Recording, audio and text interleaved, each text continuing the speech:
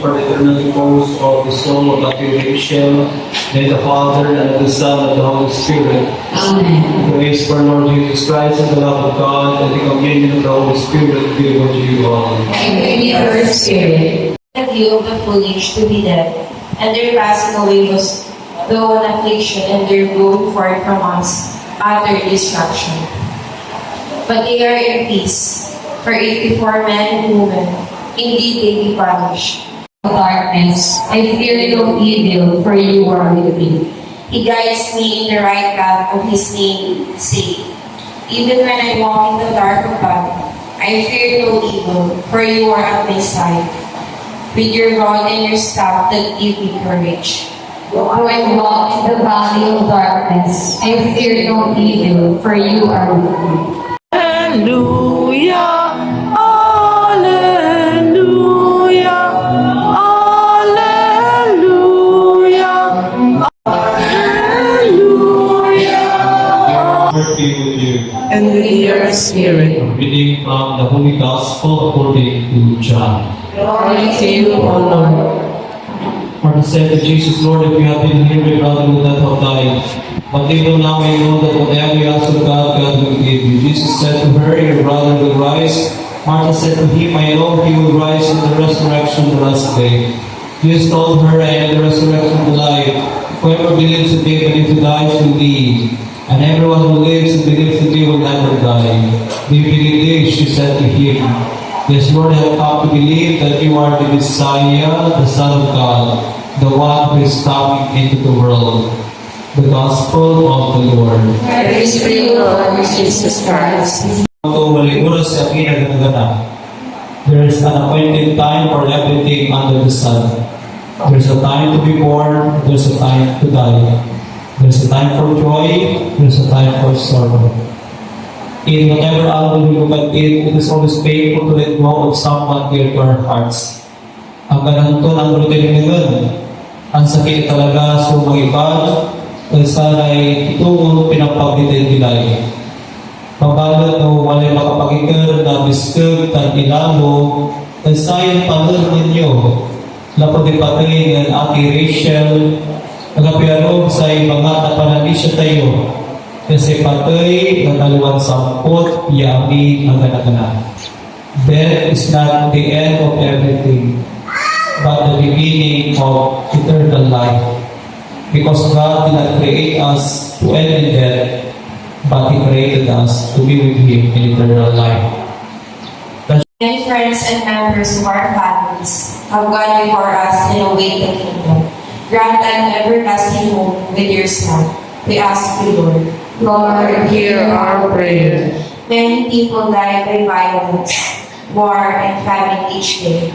Show your mercy to those who suffer so unjustly these things against your law, and gather them to the eternal kingdom of peace. We ask you, Lord. Lord, hear our prayer.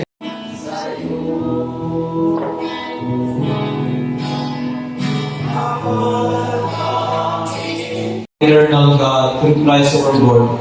In Him the hope of blessed resurrection has dawned, that the Son with the certainty of dying might be consoled with the promise of immortality to come.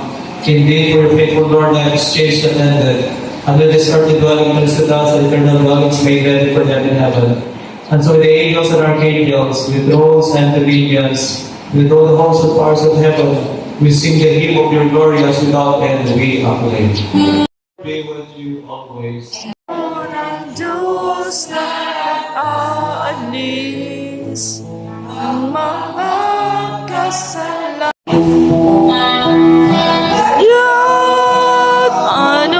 Holy Grand that is temple by our sister Ate Rachel, we come to the eternal table of Christ who lives and reigns forever and ever. Amen. The Lord be with you. And with your spirit. Almighty God bless you, the Father, the Son, and the Holy Spirit. Amen. Go and announce the gospel of the Lord. Thanks be to God. Hindi po pamilya ng Ate Rachel. Center to God, the Most High. May Christ who called you, take to Himself, angels lead you to the bosom of Abraham. Receive your soul and present her to God, the Most High. Eternal rest grant unto the soul of Ate Rachel, O Lord, and perpetual election upon her. Receive her soul, present Present her to to God, God, the Most High. High. In their hands, Father of mercies, we commend our sister Ate Rachel. They are signs to us of your goodness and of our fellowship with the saints in Christ. Merciful Lord, turn toward us and listen to our prayers. Open the gates of paradise to your servant and help us to remain, to comfort one another with assurances of faith, until we all meet in Christ and are with you with our sister Rachel forever. We ask this to Christ our Lord.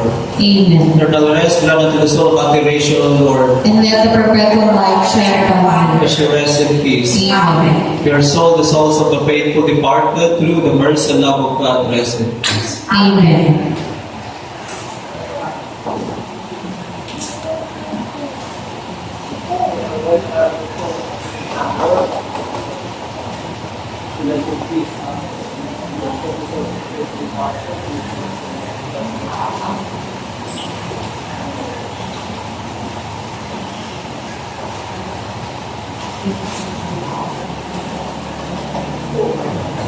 Our Father, who art in heaven, hallowed be thy name. Thy kingdom come, thy Thy will be done on earth as it is in heaven.